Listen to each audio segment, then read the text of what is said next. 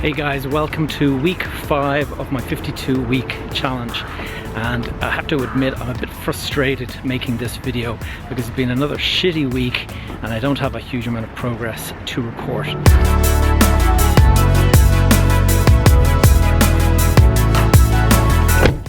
So last week's bee sting issue knocked me right off my routine, and it's carried into this week with me doing very little physical exercise at all. I did 2 runs, I did no freeletics, my diet went backwards as well. I went and bought a pizza one evening. It's been a total disaster.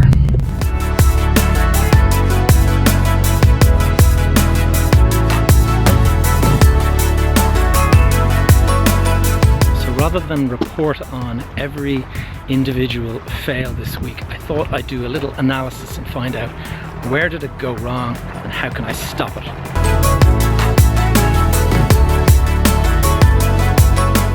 We just picked up our little hero. What happened today? You got your other tooth knocked loose? Yeah, so a girl elbowed me in the face and then she knocked my other tooth loose. Elbowed in the face? And they didn't get a foul. Sounds like rugby we're playing here. So I've noticed it's really easy for me to fall off my discipline train if I am not constantly reminding myself about my goals and the plans that I have for the day. To do this, I'm planning now going forward, I'm going to write in a journal every morning and to just capture what's important this week. Get out of here, would you?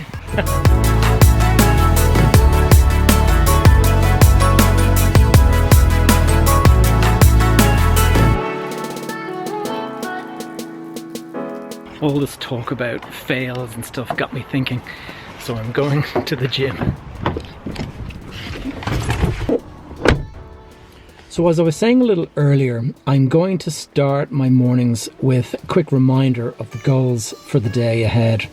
And I'm going to do that by writing in a journal. This is a habit that I used to have in the past, and I found it actually pretty effective. So it's a habit that I'm going to try and reinstall into my daily routine. There's nothing scientific about it. You just simply sit down and over a cup of tea, think about the day that you had yesterday. You write down things like whether you had any wins, whether you had any fails. By doing that, it kind of reminds you that you need to focus today. And often things like travel, for example, that will be something that'll knock my diet out. So I need to plan in advance and things like that. That way you're clear from the outset. As soon as you get up, bang, you're off to a kind of good start at least. It's a little bit like this video. Every week I sit down and do this and it reminds me, and so I'm going to try and do this now on a daily basis.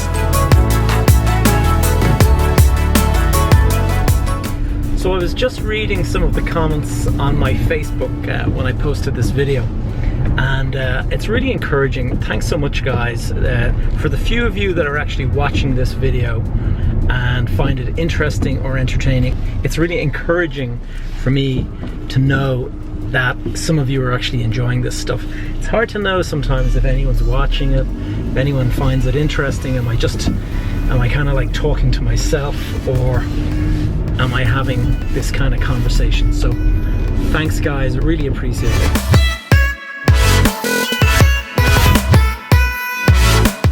So one of the comments that I got that's particularly interesting for me is I got a comment from Shane Warden. Hey Shane, glad you're enjoying the videos. And Shane was asking me, what is the carrot for all the pain, for all the hard work that I'm doing? And it's kind of interesting. It got me thinking maybe I should have a chat about motivation. What motivates me? Why am I doing this? And what's the ultimate goal? There are guys out there who are like massively financially successful, but they have poor health, or they are in the middle of going through divorce or something like that. And the point is that there are different areas of our life, and you are trying to kind of balance them all, but you're trying to have success ultimately.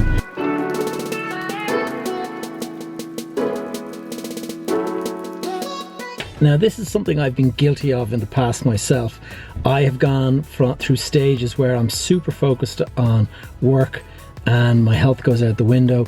I've gone through stages where I'm super focused on health and my work goes out the window, or your relationships sort of start to kind of become strained and things like that. So I'm very focused on having a kind of balance across all of the areas of my life, the 4 areas, and to try to make sure that each of them is moving forward. There'll always be a little bit more focus on one than the other. I think that's just natural. But if you're aware of the imbalances, it allows you to address those imbalances. And that's kind of the motivation for me. Let's go into the gym.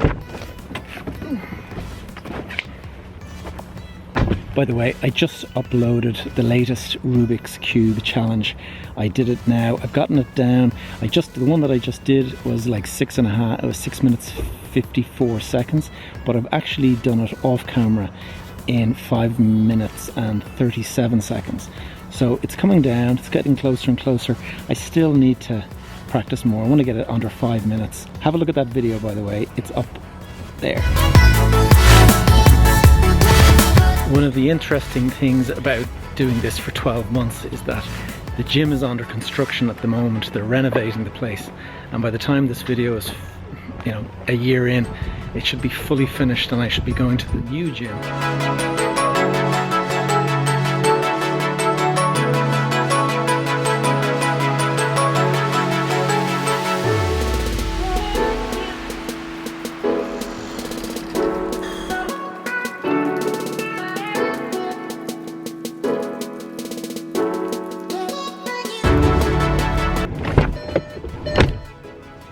As I was saying a little